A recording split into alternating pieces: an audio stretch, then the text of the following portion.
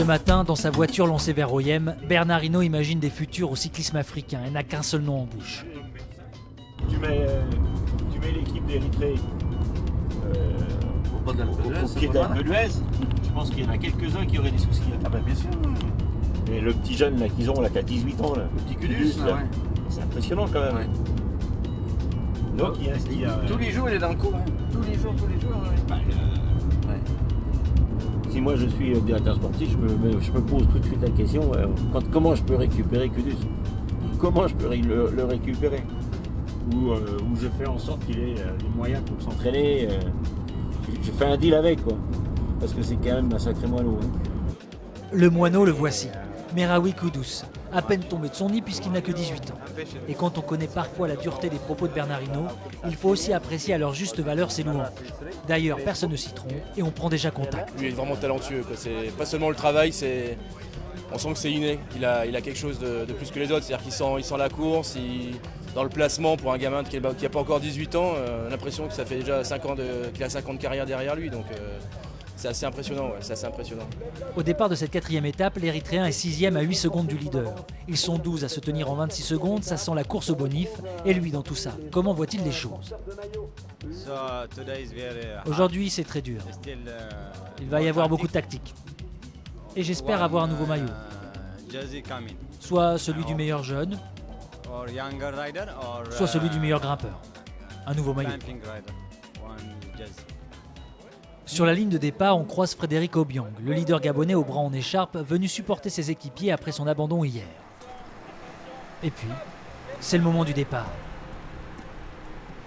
Au regard du parcours, on ne mise guère sur une échappée au long cours. Il y a 2 sprints de bonification au kilomètre 17 et au kilomètre 29, et on peut supposer que le peloton n'autorisera personne à sortir, qu'il laissera plutôt les intéressés se disputer les secondes. Il y en a bien qui essaient. On voit ainsi le Camerounais Yves Ngok prendre quelques mètres d'avance. Il y a aussi les MTN, les Marocains et les Érythréens. Faut dire que Kudus n'est pas vraiment un sprinter, alors il tente de placer 1 ou 2 gars par-ci par-là pour empêcher les adversaires de glaner quelques secondes. Mais le plan a du mal à fonctionner. Derrière, ça roule vraiment très vite.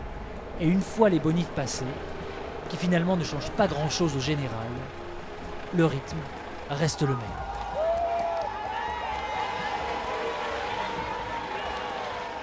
Beaucoup de bonnes équipes, hein. Il y a 5 équipes, 6 équipes qui sont très fortes.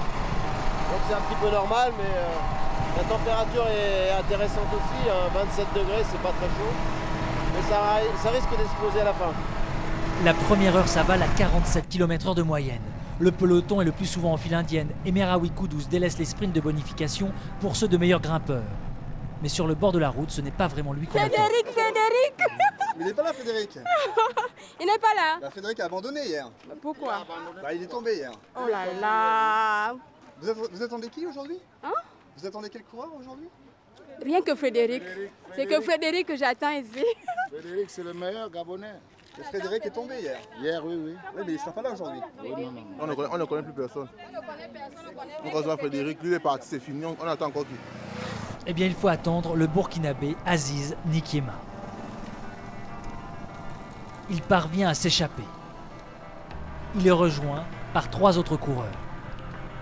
Meron Rossom de la MTN, le Rwandais Hassan Rukondo, le Camerounais Clovis Kamzonga Bossolo. Dans la voiture burkinabé, on se précipite à l'avant pour le ravitaillement. Il reste une vingtaine de kilomètres. Viens. Voilà, allez, c'est à son moment. Hein?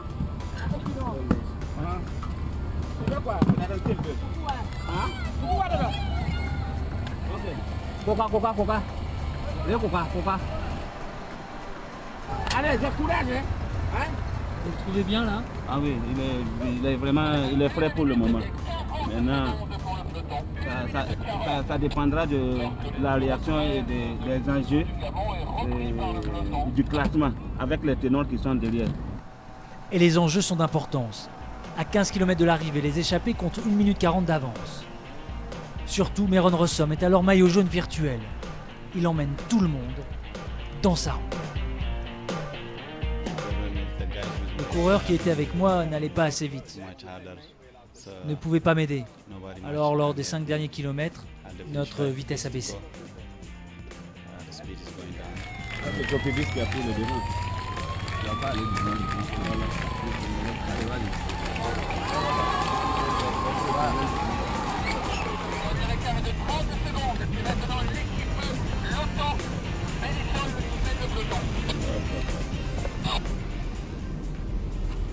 Tu crois que c'est perdu? Voilà, accélère un peu. J'ai espoir. Vas-y. J'ai espoir. Mais je sais que c'est pas facile dans le peloton à cause du MTN qui est là-bas. Meron Rossom, deuxième de la dernière tropicale, n'aura pas le maillot jaune à la fin de la journée, il le sait. Mais il essaie alors de partir seul pour combler un peu de son retard au général, puisqu'il est à un peu plus d'1 minute 30 du leader. Mais à 2000 mètres de l'arrivée. Qu'est-ce qui s'est passé?